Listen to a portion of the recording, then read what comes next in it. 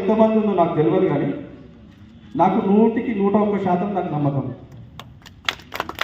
100% నమ్మకం ఉంది. లేనిది నా జీవితం అమూల్యమైన టైం ఖరాబ్ చేసుకోను, నేను మిమ్మల్ని కూడా ఖరాబ్ చేసుకోను. నా పిల్లలు పెళ్ళిళ్ళకి వచ్చి తీయాలి, నా దగ్గర చిల్లిగా అవ్వలేదు.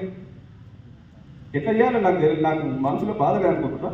నాకు ఇల్లు లేదు, దీన్ని పట్టుకొని తిరగాల్సిన అవసరం లేదు. నాకు ఒక విశ్వాసం ఉంది, నేను భగవంతుడి కార్యంలో తిరుగుతున్నా, ఆడే చూసుకుంటున్నాను. అది మంచి అయినా సరే చెడు అయినా సరే. ఈ ఫైల్లో ఒక మనిషి ప్రస్తావన మాత్రం నేను కరాఖండిగా చేస్తాను. లక్కరాజు శ్రీనివాసరావు. నేను ఓపెన్గా ఎందుకు రికార్డ్ చేయమంటున్నా అంటే, ఏదైనా నేను తప్పు జరిగితే తన యాక్షన్ తీసుకోవచ్చు నా మీద, రైటా? లక్కరాజు శ్రీనివాసరావు తను స్కూల్ కరస్పాండెంట్, ఒక ఉన్నతమైన కుటుంబంలో పుట్టిండు, స్కూల్ కరస్పాండెంట్, ఒక బాధ్యత గల వ్యక్తి. ఈ ఫైల్లో మీకు అందరికీ తెలియదు, గుడి దగ్గర ఏం జరుగుతుందో తెలియదు. ఇప్పుడు ఈ సందర్భం వచ్చింది కాబట్టి ఫైల్ తీసుకొచ్చిన, ఎవిడెన్స్తో వచ్చిన. నేను డొంక సరి చేసే భాగంలో ఆ రోజు పోలీస్ ప్రొటెక్షన్ తీసుకొచ్చి సరి చేపిస్తున్న సమయంలో చింత చెట్లు వచ్చినాయి, రోడ్డు చింత చెట్లు. అవి వాస్తవానికి రోడ్డుకు అడ్డానికి వస్తున్నాయి. నేను చదువుకున్న, నాకు జ్ఞానం ఉంది, అంత మూర్ఖుని కాదు. ఏం చేయాలి ఏం చేయదు నాకు తెలియదా? చింత చెట్లు వచ్చినాయి, చింత చెట్లు అట్లనే వదిలిపెట్టడం, రోడ్డుకు అడ్డం వస్తుంది, ఒక పాయింట్. రెండోది, ఇది నాదంటాడు, అది నాదంటాడు. చింత చెట్లు ఎవడు ఇవ్వాలి, దానికి ఎవరు తీసుకోవాలి పైసలు చెప్తాను. అంటే నిన్నే చేస్తున్నాను కాదు, చింత చెట్టు ఉన్నది, మీరు చెప్పాలి ఆ రోడ్డు ఉన్న చింత చెట్టు ఎవరు పైసలు తీసుకోవాలి అంటే అది ఒక పంచాయతీ కదా. అంటే మనం తెలిసి ఒక పంచాయతీ అట్లనే మనం నిలబెడుతున్నాం అన్నట్టు. ఆ టైంలో ఏమైంది, రోడ్డు వెడల్పు చేయాలి అని అనుకున్న సందర్భంలో నేను తమ్ముతో అన్న, ఇంతకుముందు మమ్మల్ని మట్టెత్తి పోసిరు, దుమ్మెత్తి పోసిరు, అమ్మలను తిట్టిరు, పిల్లలను తిట్టిరు, అవి తొక్క చేసేటప్పుడు మేము బాధపడలే. ఎందుకంటే నిజం ఇవాళ కాకుండా రేపు అర్థమవుతుంది, వాళ్ళే రియలైజ్ అవుతారు. సరే, అది అన్ని ఏ విషయమైనా ఆయనకు అప్పచెప్తున్నాం, లక్ష్మీనరసింహస్వామికి అప్పచెప్తున్నాం. చేతగాక కాదు, తిక్క మనుషులము. కాకపోతే ఒక జాగాలు ఉన్నాం కాబట్టి కొట్లాడుకుంటూ ఉండలేమని అన్ని చంపుకొని, అన్ని ఉండి చంపుకొని అట్లా తిరుగుతున్నాం అని చెప్పి చెట్టును కొట్టేసాం. తను చెట్టును ఇనుది, ఆ చెట్టును కొట్టేసినాం. కొట్టేస్తే చెట్టు ఎవరు తీసుకురు? సాటి నరసింహ గారు మన ఊరు మనిషి కదా. నేను మొదలే చెప్పిన, ఈ పర్మిషన్లు ఇవన్నీ మాకు తెలియదు, చెట్టు ఎంత మాట్లాడుకో, పర్మిషన్లు కానీ పోలీసులు కానీ ఏది కానీ నువ్వే చూసుకోవాలి కూడా అని చెప్పిన.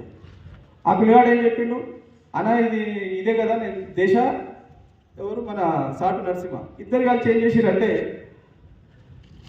ఆ చెట్టును కొట్టేటప్పుడు చూసుకుంటామని చెప్పి అన్నారు. ఇంత రేటు మాట్లాడుకున్నారు, చెట్టు కొట్టేస్తున్నాం.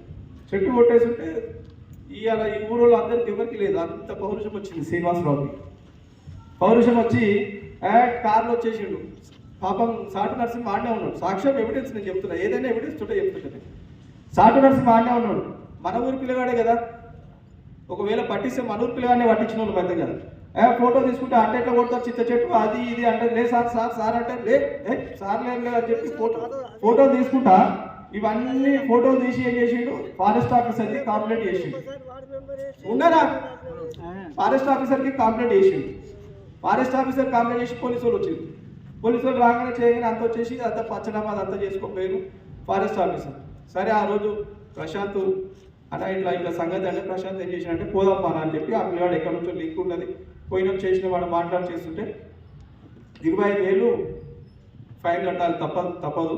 ఎందుకంటే కంప్లైంట్ వచ్చింది, రిటర్న్ వచ్చింది. ఏదో ఓరల్కి వచ్చిందంటే మనం ఎక్స్క్యూజ్ చేసుకుంటుంది, రిటర్న్ వచ్చింది.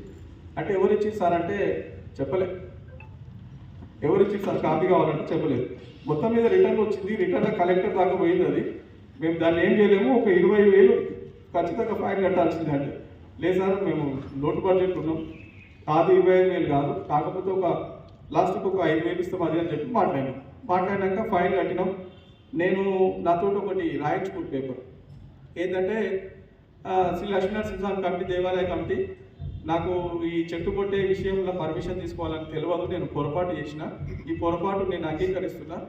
అధికారులు ఏదైతే ఫైన్ అయితే విధించారో ఆ ఫైన్ని నేను కడుతున్నా అని చెప్పి ఎక్స్క్యూజ్గా నేను ఒక లెటర్ రాయమని చెప్పంటే రాసి ఇచ్చిన. నాకు కంప్లైంట్ ఇచ్చిన పేపర్ అడిగితే ఇవ్వలేదు. రెండోది, నేను రాసిన లెటర్ అడిగితే ఇవ్వలేదు, రైటా? మళ్ళీ మేము ఆ సార్ మాకు ఏ కోఆపరేషన్ చేయలేదు. సరే ఉండని అయిపోయిందని అయిపోయింది. సాటి నరసింహ మన మనిషే కదా, మళ్ళీ నువ్వు ఈ పర్మిషన్లు అన్ని తీసుకొని చేస్తాను మళ్ళీ అని చెప్పి ఆయన మీద మనం నూకేయచ్చు కదా, మనకు సంబంధం లేదు. కానీ మనం అనుకోలేదు, ఎందుకంటే మన ఊరు మనిషే కదా, మన ఊరు మనిషే కదా, సరే పొరపాటు అయింది, మన పని కోసం వచ్చింది కదా అని చెప్పి తనని అట్లా ఒంటరి వదిలిపెట్టకుండా పోయినాం, చేసుకొని వచ్చినాం, ఏదో ప్రాబ్లం సాల్వ్ అయిపోయింది. ఇప్పుడు ఈ విషయం ఎందుకు ప్రస్తావన చేస్తున్నట్టే, రెండోది ఏంటంటే ల్యాండ్ సర్వే చేయాలని చెప్పి ఏదో మనము ఆఫీసర్ తెలుసు కదా అని చెప్పి ఆఫీసర్ ఎంబడి ల్యాండ్ సర్వే చేయలేదు. ఎండోమెంట్ కమిషనర్ నుంచి కలెక్టర్కి వచ్చిన లెటరు ల్యాండ్ సర్వే చేసి అద్భుతం చేసి దాన్ని ఫెన్సింగ్ చేయమని చెప్పి ఆ ఎండోమెంట్ ఆఫీసర్ కలెక్టర్కి వచ్చింది, కలెక్టర్ నుంచి ఎంఆర్ఓకి వచ్చింది, ఎంఆర్ఓ దగ్గరికి వచ్చి వాళ్ళు నోటీస్ ఇష్యూ చేసి సర్వే చేసిండు. సర్వే చేసిన దానికి ఒక కంప్లైంట్ ఇచ్చిండు పిఎస్లా ప్రకాష్ పంత్ ఒక 5 మీద. మళ్ళీ తర్వాత అంతకుముందు మనం చౌరస్తాలో ఇక్కడ మీటింగ్ పెట్టి మేకల వెంకటరెడ్డిని పోయి అడిగినప్పుడు రిక్వెస్ట్ చేసి తున్నొద్దని అది అని చెప్పి అడిగినప్పుడు మేకల వెంకటరెడ్డి కంప్లైంట్ చేసిండు. మేకల వెంకటరెడ్డి కంప్లైంట్ చేసిన దాంట్లో 5, ఈ కంప్లైంట్ చేసిన మన ఏది సర్వే చేసిన దాంట్లో జెండర్ వాతిర్ చేసిన అని చెప్పి దాంట్లో 5. ఈ రెండు ఎఫ్ఐఆర్లు చింత చెట్టు ఏదైతే కొట్టినామో ఈ ఎవిడెన్స్ నేను చూపిస్తాను మీకు. నేను చింత చెట్టు శ్రీనివాసరావు ఇచ్చిన కాపీ, ఈ 3 కాపీలు సబ్మిట్ చేసి ఎండోమెంట్ ట్రిబ్యునల్లో సబ్మిట్ చేసి ఇంజక్షన్ ఆర్డర్ అడుగుతున్నారు. ఏమైనా తెలుసా ఈ ఊరిలో? నాకు సమాధానం చెప్పు. ఏమైనా తెలుసా? శ్రీనివాసరావు మళ్ళీ 10 మందిలోకి వచ్చి మాట్లాడతాడు. శ్రీనివాసరావు దమ్ము ధైర్యం ఉంటే కొంగర గుడిది స్థలం కదా అని చెప్పు మనం. నేను అడుగుతున్నా, నేను తనని టార్గెట్ చేసినట్టు ఎవిడెన్స్తో సహా చెప్తున్నా. నేను నాకు ఈఎన్ ఫైల్ కోర్టుకు ఎట్లా పోయింది కదా, నేను కాపీ పట్టుకొని వచ్చిన. నేను శ్రీనివాసరావు ఫారెస్ట్ ఆఫీసర్కి కంప్లైంట్ చేసిన కాపీ పట్టుకొని వచ్చిన, ఫోటోలు తీసుకొచ్చిన, నేను ఏదైతే రిటర్న్లో రాసిన కాపీ ఉన్నది నా దగ్గర. ఏం అవసరమే నీకు నాకు అర్థం కాదు. ఒక్క విషయం, ఇంతమందికి మీ అందరికీ ధైర్యం లేదు, దమ్ము లేదు. వాస్తవం తప్పు అంటలేదు, నేను చెప్తున్నా. ఇవాళ కిద్మత్ ఇనాం భూమిది, ఇనాం వేరు కిద్మత్ ఇనాం వేరు. రంజిత్కి తెలుసు బాగిల్లా. కిద్మత్ సర్వీస్ ఇనాం, ఇది సర్వీస్ ఇనాం భూమి. 1955లో ఇనాం రద్దు చట్టం వచ్చింది, అంటే ఆ రైట్స్ అన్ని తీసేసుకుంది గవర్నమెంట్. మళ్ళీ ఎట్లా ఇనాం ఉన్న భూములు ఉన్న వాళ్ళది ఎట్లా అంటే వాళ్ళు ఆర్టీఓకి ఓఆర్సీకి అప్లికేషన్ చేసుకుంటే ఓఆర్సీ ఇస్తే అది పట్టా భూమిగా కన్వర్ట్ అవుతుంది. 1955లోనే ఈ చట్టం వచ్చినప్పుడు మీరు బాగా ఆలోచన చేయండి. మామ అన్నాడు, ఎవరు పట్టుకున్నారో ఎవరు చేసినారో నాకు తెలియదు, పెద్ద మనుషులు ఏమైంది తెలియదు అని చెప్పి అన్నాడు. ఎందుకంటే తెలియని విషయం అది. మన గ్రామ పంచాయతీకి ఫస్ట్ సర్పంచ్ చంద్రశేఖర్ శర్మ తెలుసుగా మీ అందరికీ 10 సంవత్సరాలు వర్క్ చేసిండు ఆయన. 1947లో స్వతంత్రం వస్తే 40 ఏళ్ళ గ్రామ పంచాయతీ ఎలక్షన్ కాలేదు. 1952 నుంచి గ్రామ పంచాయతీ స్టార్ట్ అయింది. అంటే వరుసగా 1962 వరకు సర్పంచ్ చంద్రశేఖర్ శర్మ. 1954-55 కాసరపహాని ఇవాళ రియల్ ఎస్టేట్ అందరూ చేస్తున్నారు. కాసరపహానిలో పట్టభూమి ఎట్లా అయింది? ఇది ఎవడు అడిగింది? ఎవరు రాసింది? ఇది లక్కరాజు పెద్దరత్నారావు పట్వారి కాసరపహానిలో పట్టభూమి ఎట్లా రాసిండు. మళ్ళీ అది ఎక్కడనే కంటిన్యూ అయింది. అది 2007లో RORలో ముటేషన్ చేసుకోవడానికి ఒక అవకాశం ఇచ్చింది గవర్నమెంట్. 2007లో లక్కరాజు రామచంద్రరావు ఈ భూమి దేవాలయంది కాదని చెప్పి లెటర్ రాస్తాడు. లెటర్ మీద సంతకం పెట్టించి RORలో ముటేషన్ చేసుకుంటారు. లక్కరాజు రామచంద్రరావు, లక్కరాజు పెద్దరత్నారావు, లక్కరాజు రామచంద్రరావు, ఇప్పుడు లక్కరాజు శ్రీనివాసరావు. ఏమనుకుంటున్నారు అసలు? ఏం అడగనిక మీకు ఉన్నదా ధైర్యము? అడుగుని, నన్ను అడగడం కాదు. నేను ఈ ఊర్లో ఉంటా తర్వాత పడ్డ దేవుడు అడిగారు. ఎందుకు అడిగారు? ఈ దరిద్రాన్ని ఎందుకు వస్తున్నారు మీరు? పంతుల విషయానికి వస్తే, పంతులు సర్పంచ్ వాళ్ళ నాయన, వాళ్ళు మొదటి సర్పంచ్, నువ్వు ఒక పూజారివి. 150 సంవత్సరాల నుంచి ఎండోమెంట్ అఫిడవిట్లో కానీ ఇబ్రాహీంపట్నం కోర్టులో కానీ అఫిడవిట్లో కానీ చదువుకున్నోరు ఉంటే నేను అఫిడవిట్ చూపిస్తా. 150 సంవత్సరాల నుంచి మేము దేవాలయానికి సేవలు అందించినాం. మీకు తెలుసా నిత్య దీపారాధన ఎప్పుడు జరిగిందో? కొంగర్లా 2012 నుంచి స్టార్ట్ చేసినాం. నిత్య దీపారాధన చేయాలని నువ్వు ఎట్లా సేవలు అందించినావు? మేము సేవలు అందించిన కారణంగా మాకు నిజాం సర్కారు మాకు 5 ఎకరాల భూమి ఇచ్చిండు. ఒక మాట అన్నాడు, ప్రస్తావన అన్నాడు ఆయన.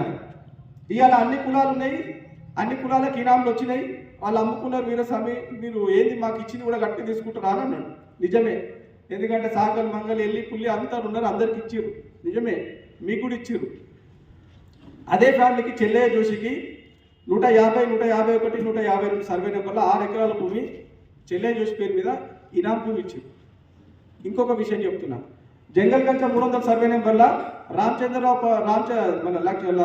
చంద్రశేఖర్ శర్మ కుటుంబానికి 7 ఎకరాల భూమి ఉంది. పెద్ద మనుషులకు తెలియదా? 7 ఎకరాల భూమికి 45 లక్షలు వస్తే గవర్నమెంట్ కంపెన్సేషన్ ఇచ్చినప్పుడు 45 లక్షలు ఇస్తే మీరు ఫ్యామిలీ తీసుకున్నారు. కొంగర గ్రామంలో మీ కుటుంబానికి పైసలు పెట్టకుండా భూమి 7 ఎకరాలు అక్కడ, 6 ఎకరాలు ఇక్కడ, 4 ఎకరాలు ఇక్కడ, ఇవి లేవా? ప్లేసులు లేవా? ఏం ప్రకాష్ పంతులు అన్యాయం చేస్తున్నాం అనుకుంటున్నా మీరు? ఏమన్నా ప్రకాష్ పంతులు ఫ్యామిలీ మొత్తం ఘోరంగా ఉంది. ప్రకాష్ పంతులు ఏదైనా పెళ్లికి రమ్మంటే 5,000 ఇస్తావా బిడ్డ, 8,000 ఇస్తావా బిడ్డ, అట్లయితే పెళ్లికి వస్తున్న సందర్భాలు ఉన్నాయి. ఊళ్ళో అందరికీ తెలుసో తెలియదు, మాట్లాడుతూ లేదు. ఆయన ఫస్ట్ టైం ఆ మాట చెప్పినప్పుడే వచ్చేది ఆయన. ఇవాళ నేను ఫ్రీ చేస్తా, ఎన్నడూ ఫ్రీ చేసినావు నువ్వు? దేవాలయానికి ఏం సేవ చేసినావు? ఇవాళ నువ్వు ఫ్రీ చేస్తాను ఎందుకు అంటున్నావు? ఊరి మీద ప్రేమనా, దేవుడి మీద ప్రేమనా, లేకుంటే వ్యవస్థ మీద ప్రేమనా, నీకు భూమి మీద ప్రేమనా? ఇవన్నీ జరుగుతున్నాయి. ఇవాళ కోర్టు విషయానికి వస్తే కోర్టులా జరుగుతున్నది. ఇవాళ మేము ఎందుకు ఈ ప్రస్తావన, ముఖ్యంగా ప్రస్తావన ఎందుకు వచ్చిందంటే, పోయిన సంవత్సరం ఏమైంది? వీడు అందరం ఉన్నాం, అందరం చేరినాం. విషయం వాస్తవమేనా కాదా? అందరం ఉన్నాం. అందరిలా ప్రకాష్ పంతుల్ని తీసుకురావాలి అని అన్నోళ్ళు ఎంతమంది తమ్మి? ఒకసారి మీ మనస్ఫూర్తిగా చెప్పు. వచ్చిన 100 మందిలా ఎవరో 2-3 ప్రకాష్ పంతుల గురించి మాట్లాడి, మీతో అంతా లేదు, మనకు దేవాలయ అభివృద్ధి ముఖ్యం, భూమి ముఖ్యం, దేవాలయం కనుక భూమి దక్కని పరిస్థితులు ఉంటే మనకు ప్రకాష్ పంతులు అవసరం లేదని చెప్పి మాట్లాడి, సరే కదా అనుకున్నాం కదా, మీటింగ్లో ఒక మాట అనుకున్నాం కదా గ్రామ ప్రజల సమక్షంలో అని చెప్పి కొంచెం ఆ టైంలో అడవుల్లో తీర్మానం చేసుకునే దగ్గర కొంచెం చేసుకోలేదు. తర్వాత మీటింగ్ అయిపోయిన తర్వాత మనమేమో గ్రామ ప్రజలు పెద్ద మనుషుల సమక్షంలో జరుగుతుందని ఒక కరపత్రం కొట్టించినాం.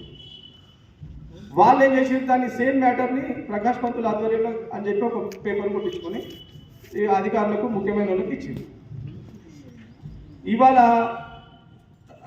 రంగన్న దగ్గర మేము కూర్చున్నాం అన్న పరిస్థితి ఇట్లా జరుగుతుందంటే, వాస్తవానికి ఇది ఇట్లా సీరియస్ సైడ్ వెళ్ళిపోతుంది, వీళ్ళు ఇట్లా ప్లాన్ వస్తున్నారని చెప్పి మేము ఊహించలేదు. వాళ్ళు ఆ టైంలో ఏమైపోయిందంటే జాతర వచ్చేసింది, వీళ్ళ యాక్షన్ వచ్చేసింది, గ్యాప్ టైం లేదా లేకపోయేసరికి రంగన్న ఏమన్నాడంటే, పోలీసు వాళ్ళే కదా తమ్మి నేను చెప్తా తీయాలన్నాడు. కానీ సీరియస్ మ్యాటర్ మనకు తెలియదు, తనకు తెలియదు.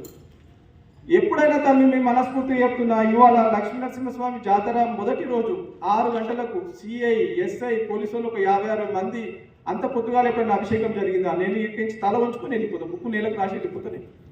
మాకు రాత్రి తెలిసింది విషయం ఇది.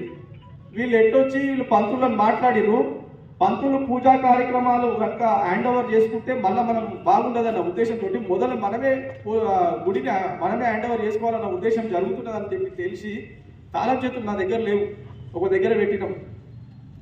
ఎందుకంటే ఈ కమిటీ గుంపులు నువ్వు అన్న చూసినావా, కమిటీ చాలా బ్యాడ్గా ఉన్నది. కమిటీ పట్టుదలతో ఏకదాటికి వస్తలేదు. అవతలలో ఏమో ఏకదాటిగా 20-30 మంది వస్తున్నారు. ఇదంతా జమగానికి ఎట్లా టైం పడుతుంది? మనం ఇంకోటి 6 గంటలకు అభిషేకం అయితే కాదు కదా, ఎట్లా ఒక 9-10 అవుతుంది. ఆ టైం వరకు అందరూ వచ్చేస్తారు, వచ్చేసరికి నేను వచ్చేస్తా అని చెప్పి అప్పటికే ఫోటోలు లొల్లి గిల్లి అంతా స్టార్ట్ అయిపోయింది. ఇది మన ఊరికి అవమానం తమ్మి, ఇది మన ఊరికి, మన గ్రామానికి అవమానం. నేను చెప్తున్నా కదా, ఆ రకంగా జరిగింది. జరిగినప్పుడు పంతులను మాట్లాడినాం, వాళ్ళు కూడా వచ్చారు, ఈయన వచ్చేసిండు. ఏం చేయాలి? సరే మనం ఒక ప్రశాంతంగా ఆలోచన చేసి, అరే మనం ఇంతమంది పిలిచినాం, ఇంతమంది జాతర అని చెప్పి ఒక పెద్ద ఉత్సవం ఇది మన ఊరికి, ఎట్లా ఇది మనము గొడవలు అయితే బాగుండదు, ఆ గొడవలకు మన సమక్షంలో మన కారణంగా అవుతున్నాయంటే ఇంకా బ్యాడ్ అని చెప్పి మనం కొంచెం డ్రాప్ అయి దిగి సమరసపడి, సరే కానీ ఎవరైతే అని చెప్పి వాళ్ళతో మనం చేయించుకుంటూ వచ్చినాం. లాస్ట్కు ఇప్పుడు నేను పెట్టిన ఆడియో పెట్టిన చూసినా, మీరు పైసలు ఇచ్చి రానని మాట్లాడి, ఆ రోజు పైసలు ఇచ్చిన వాళ్ళు ఉన్నాం. గుడి తరఫున పైసలు పోయినాయో లేదో నీకు తెలుసు, పోయినా లేదా? ఇచ్చినామా లేదా? 15,000 ఇచ్చినాం. గుడి తరఫున 10,000 ఇస్తాం, లేవు పైసలు లేవు, వాళ్ళకి ఇచ్చినాం వీళ్ళకి ఇచ్చినాం అంటే లేవు అని చెప్పంటే వాళ్ళ మనోళ్ళు రిక్వెస్ట్ చేస్తే చెలవై కానీ అని ఇంకొక 5,000 చేసి 15,000 ఇచ్చినాం. వాళ్ళు ఇచ్చిరు, 35,000 వాళ్ళే ఇచ్చిరు చేసిరు. ఇక్కడ క్లియర్గా ఏం జరుగుతుందంటే, గుడికి పంతులకి ఇదంతా అనుసంధానం అయి ఉన్న సమస్య. ఇవాళ పంతులు ఊరి మీద ప్రేమ ఉంది, శ్రీరామ పంతుల విషయం వేరు, దాంట్లో నో డౌట్ అది. కానీ ఈయన డిఫరెంట్, ఈయన కమర్షియల్ మైండ్. ఈయన ఇప్పుడు వీటికి ఎందుకు వస్తా అంటున్నాడు అంటే, మేము అఫిడవిట్లా 150 సంవత్సరాల నుంచి సేవలు అందించినాము, ఇంకా కూడా కార్యక్రమాలు నిత్య క్రతువులు మేమే నిర్వహిస్తున్నామని చెప్పి కోర్టుకు రిటర్న్ సబ్మిట్ చేసి, మీకు తెలుసా ఎవరికైనా? ఇది కాదని చెప్పి మీరు కోర్టుకు వచ్చి చెప్పగలుగుతారా? మనం కోర్టు యాక్సెప్ట్ చేస్తుందా? కాకపోతే ఆయన చెప్పే ఎవిడెన్స్ ఫోన్లో అదేది వీడియోలు కానీ పేపర్ కానీ పనిచేస్తాయి. దాని తరఫున అవి సబ్మిట్ అయితే ఒకవేళ పొరపాటున కనుక మన ఫేవర్లో రాకపోతే పరిస్థితి ఏంటి? మనం నష్టపోతాం కదా. ఇవాళ కోర్టు కేసు ఇప్పుడు దిగతాం, అది ఇంకా నాకు తెలిసి 5-10 సంవత్సరాలు అవుతుండొచ్చు. ఇవాళ కూడా మనం కొన్ని విషయాలలో కోర్టు కేసులలో మొన్న లాస్ట్ ఇయర్ కేసులకు అడ్వకేటే పెట్టలేదు చేయలేదు అని అన్నారు. ఎవరైనా తెలిసి వాళ్ళు ఉంటే యాప్ ఉంటుంది, కోర్టు కేసులు తెలుసుకునే యాప్ ఉంటుంది. కోర్టు కేసులు తెలుసుకునే యాప్లో నెంబర్ మీరు క్లిక్ చేస్తే కోర్టు ఏ స్టేజ్లో ఉంది, ఏ స్టేటస్ ఉంది, కేసు ఏ స్టేటస్ ఉంది అనేది మీకు అర్థమవుతుంది. చూసుకోరు ఒకసారి.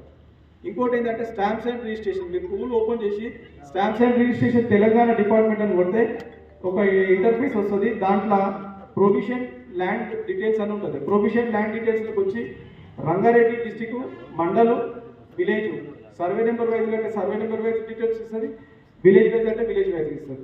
మొత్తం వల్ల ఈరోజు 4 సర్వే నెంబర్లు ప్రొవిషన్లకు వెళ్ళిపోయినాయి. ఇవాళ గెజిట్లో 2 నెంబర్లు మిస్ అయి ఉన్నాయి. ఆ రోజు టెక్నికల్గా మిస్ చేసి ఆ గెజిట్ కరెక్షన్ జరిగిపోయింది. ఇంపార్టెంట్ ఇష్యూస్ ఇవి. గెజిట్ కరెక్షన్ జరిగిపోయింది, ప్రొవిషన్లకు వెళ్ళిపోయింది. వాళ్ళకు రైతు బంధు లేదు. ఈరోజు వాళ్ళకి ఏవేవైతే ఒక్కొక్క రైట్స్ ఉన్నాయో అవన్నీ కట్ చేసుకుంటూ వస్తున్నాం. ఇది కమిటీ చేస్తున్నారు అంటున్నాం మేము. ఏ ఒక్కరు చేస్తున్నామని పంటలేదు, కమిటీకే ఆపాదిస్తున్నాం మేము. వచ్చినోడైనా ఆడికే వచ్చిండు, రానోడైనా ఆడికే వచ్చిండు. రేపు తెల్లారి అందరం ఎక్కడో అక్కడ మేము ఆ రోజు మేము కూడా ఉన్నాం కమిటీలో. ఆ రోజు వచ్చింది అనుకుంటున్నాం, మేము కూడా కొట్లాడినామని అనేటోళ్ళు కూడా ఉన్నారు.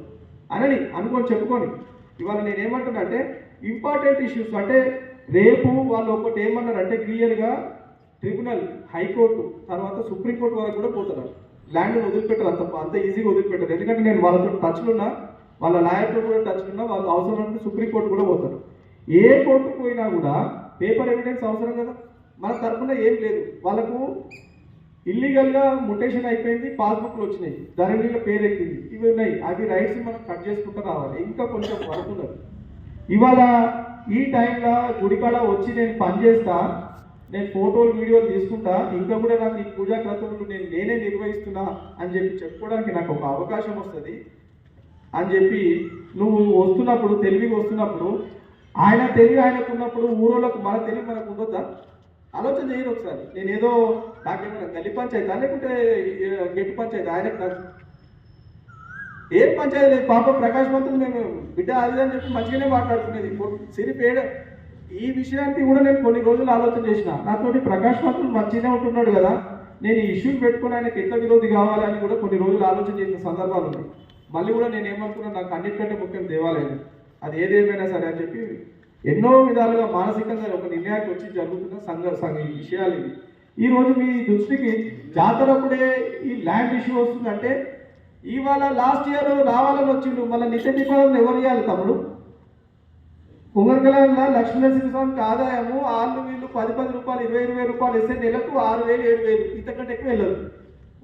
గుడికాడ కూడా ఎన్ని రాజకీయాలు చేస్తున్నారో మీ అందరికి తెలుసో తెలియదో. ఒక పంతుని నిలవడని ఇస్తలేరు, ఒక పనుని నిలవడని ఇస్తలేరు. అరే ఒక చెదలు జరిగినట్టే ఇప్పుడు మన దొడ్డికాడ బల్లకాడ జీతగాన్ని తీసుకొస్తే జీతగాన్ని చెడదంతా చూడు అట్లా తయారైపోతాం. ఇవాళ శ్రీరామ్ పంతులను అపాయింట్మెంట్ చేసింది మనమే, ఇంకొక పంతులు తీసుకొచ్చింది మనమే, ఇంకొక పంతులు తీసుకొచ్చింది మనమే, ఇంకో పంతులు తీసుకొచ్చింది మనమే, ఇంకో పంతులు తీసుకొచ్చింది మనమే. ఎవరన్నా మీరు ఏమైనా పంతులను మాట్లాడి తీసుకొచ్చిందా గుడికి? ఊరికి పంతులు లేడు ఇవ్వాల, ఊరికి లేడు. నేను గుడికి చెప్తలేను, ఊరికి లేడు పంతులు. ఏదైనా శుభకార్యం పెట్టుకోవాలి, ఎందుకు ఆలోచన చేస్తలేదు? ఇవాళ పంతులు వచ్చినోడిని మనం ఏం చెప్తున్నాం, నువ్వు బయటికి పోవద్దు, గుడి టైంలో గుడి కాడనే ఉండాలి, నువ్వు మా తోటి గీచేసేం అవుతుంది, నీ కారణంగా నువ్వు పూజలు మంచిగా చేస్తే దేవాలయం అభివృద్ధి చేస్తుందని చెప్పి దానికోసం మేము 18,000 జీతం ఇచ్చినాం. ఒక పనికి ఒక పూజారికి పేరు వద్దు మనకు 18,000 ఇచ్చినాం. 18,000 ఇచ్చినప్పుడు 18,000 అవుట్పుట్ వెళ్ళాలి కదా, మనకు వెళ్తలేదు. అయినా మనము 10 ఎక్కువనో తక్కువనో జాతరప్పుడు క్లియర్ చేసుకుంటాం. ఆ మనిషిని పట్టుకొని కూడా పోలీస్ స్టేషన్లో కంప్లైంట్ ఇవ్వాలని చెప్పి చూస్తాడు శ్రీనివాసరావు. అరే నీకు నా మీద కోపం ఉంది, నేను నీకు ఒక మాట చెప్తున్నా, ఇంతమందిని కూడా చెప్తున్నా, నేను జరిగిపోతా భయ్, నువ్వు గుడికి మేలు చెయ్యి అట్లా చెయ్యి. నన్ను నా పక్కకుల్లో తిడతారు ఈ మాట అంటే, కానీ నేను పదే ఆ మాట ప్రస్తావన ఎందుకు తీసుకొస్తున్నా అంటే నాకు వాస్తవాన్ని చెప్తున్నా, లక్ష్మీ నరసింహస్వామి సాక్షి చెప్తున్నా, నాకు గుడి దగ్గర ఉండాలని ఇష్టం లేదు. సిరిఫ్ ఆ ల్యాండ్ కోసమే ఆగిపోయినా. ఈ రోజు ఏంది, ఇంకొక జాతర అయిపోయినాక ఒక 4 రోజులలో నా టైం అయిపోతుంది, అలిపినా పలిపినా అయిపోతుంది. కానీ కోర్టు కూడా నన్ను అటెండ్ కాకుండా ఈవోని ఎవరైతే ఉన్నారో, ఈవో మనకు పనికిరాకుండా ఒక ఈవోని వేయించింది. గతంలో ఉన్న ఎమ్మెల్యే ద్వారా ఫోర్స్ చేసి, పాపం ఆయనకు విషయం తెలియదు, విలేజ్ విషయం తెలియదు, ఆయన ఏదో మిస్గైడ్ చేసిరు, ఒక బేకార్ మనిషిని తీసుకొచ్చి ఆడేసారు. వాడు పని చేయడు, ఏం చేయడు, ఉన్నామంటే ఉన్నా, పోయినామంటే పోయినా.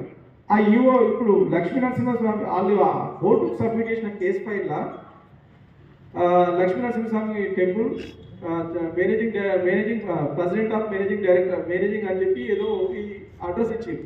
ఏది డిపెండెంట్లా, మనం డిపెండెంట్లా 5th మెంబర్. కాదు ఆ ప్లేస్లో ఈఓ రావాలి. దానికి కూడా పిటిషన్ వేసి సతాయించారు, నన్ను అటెండ్ కావద్దని చెప్పి కోర్టులో. మనం ఏం చేసినాం, ఇవాళ రంగాన్ని వచ్చిండు పాపం ఆయనను. నేను ఎందుకు అంటున్నా, నాకు మదన్ ఉన్నాడు, నా రంగు మారితే ఆయనకు బాధ అనిపిస్తుంది. నేను కాషాయమే, కానీ నేను రంగాన్ని అంటున్నా, ఆయన కాంగ్రెస్ ఆయన. నాకు కావాల్సింది గుడి, ఈ రంగుల గింగులు నాకు అవసరం లేదు. దానికోసం అన్న ఇట్లా సంగతి అంటే మనకు కావాల్సిన ఈవోను అక్కడ వేయించింది తమ్మి. మనకు కావాల్సిన ఈవో, ఆ ఈవో ఎంత పని చేస్తుండే కదా.